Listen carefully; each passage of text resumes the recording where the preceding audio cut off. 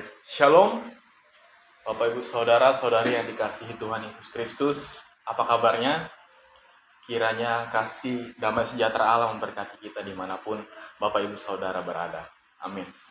Pada kesempatan kali ini, saya akan membawa kita bersama-sama untuk belajar kebenaran firman Tuhan tentang ketakutan atau kekhawatiran.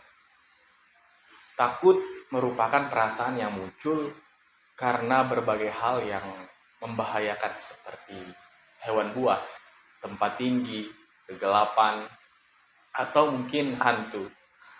Karena takut, orang menjadi mudah panik dan sulit berpikir jernih. Bagaimana dengan kehidupan orang-orang Kristen? Apakah kita perlu merasa untuk takut dan khawatir? Tentu tidak. Karena kita punya Tuhan Yesus. Rasa takut itu hal yang wajar dan manusiawi. Tetapi bagaimana kalau perasaan takut itu menjadi suatu hal yang besar? Maka dari itu pada malam hari ini kita akan belajar bersama-sama dalam Alkitab tentang rasa takut itu tampak jelas dirasakan oleh para murid. Dalam bacaan kita ini dalam Markus 6 ayat 45 sampai yang ke-52. Dalam perikop ini bercerita tentang Tuhan Yesus berjalan di atas air. Setelah memberikan makan lebih dari 5.000 orang, Yesus meminta murid-muridnya untuk melanjutkan perjalanan ke Bethesda di sebelah utara Danau Galilea, sedangkan ia pergi ke bukit untuk berdoa. Di tengah perjalanan, saat hari mulai malam, para murid mengalami kesulitan karena angin sakal, yaitu angin yang bertiup berlawanan dengan arah perahu mereka. Angin itu bertiup begitu kencang hingga mereka yang dahulu berprofesi sebagai nelayan sekalipun mengalami kesulitan mendayung. Dalam situasi yang gelap dan penuh kesulitan ini, Yesus pun datang mereka dengan berjalan di atas air. Sontak rasa takut mereka meledak. Mereka berteriak karena mengira bahwa yang datang itu adalah hantu. Tak pernah mereka bayangkan bahwa Yesus akan mendatangi mereka dengan cara seperti itu. Kehadiran Yesus yang tak terduga itu akhirnya menenangkan mereka. Namun, para murid masih merasa bingung dan tercengang. Dari kisah tersebut, pengalaman bersama Yesus ternyata belum cukup membuat mereka untuk mengerti dan mempercayai kuasa Tuhan. Lantas bagaimana dengan kehidupan kita sekarang ini? Jangan-jangan kita pun sama seperti para murid saat itu. Bertahun-tahun kita menjadi seorang Kristen. Berulang kali kita mengalami penyertaan dan kehadirannya dalam kehidupan kita. Namun kita menghadapi angin sakal kehidupan masih dapat dikuasai rasa takut. Bagaimana cara kita agar tidak dikuasai rasa takut?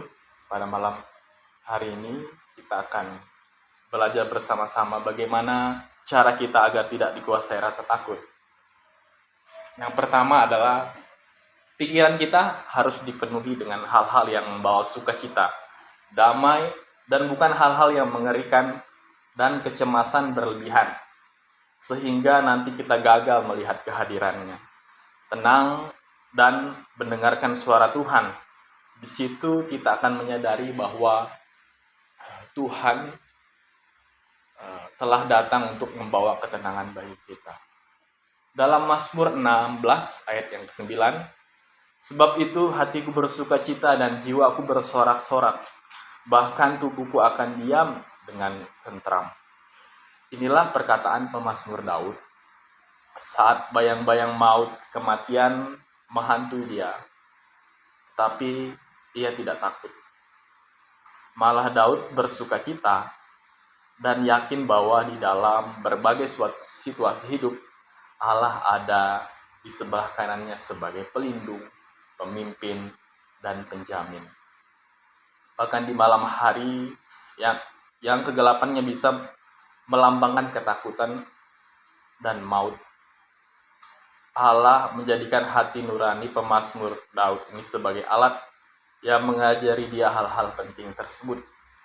Tak heran bila Daud bersukacita karena pikirannya sudah dipenuhi sukacita, karena ia tenang dan yakin bahwa Allah membawa ketenangan bagi dia. Suatu kisah dari Fanny Crosby adalah seorang penulis, penyair, dan salah satu karyanya adalah Laguku Berbahagia.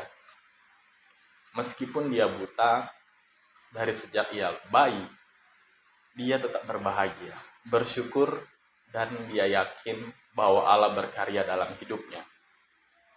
Suatu kali ada pendeta yang menaruh rasa ibad terhadap Fanny Crosby ini. Dia berkata, "Sungguh kasihan yang Maha Kuasa melimpahkan bakat yang berlimpah-limpah kepada Anda, tetapi tidak memberikan penglihatan pada Anda." Langsung Fanny Crosby langsung menjawab, "Jika aku bisa dilahirkan lagi, saya akan mengajukan permintaan agar dilahirkan dalam keadaan buta." "Loh, mengapa begitu?" tanya hamba Tuhan yang dengan kaget. "Karena saat saya sampai di surga nanti, saya ingin yang pertama kali saya lihat adalah juru selamat saya." Itulah yang dikatakan Fanny Crosby. Kesimpulannya bagi kita, ingatlah, Tuhan selalu ada, Tuhan selalu berkarya bagi hidup kita.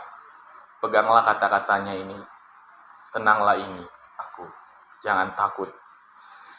Demikian firman Tuhan, Tuhan Yesus memberkati, Shalom.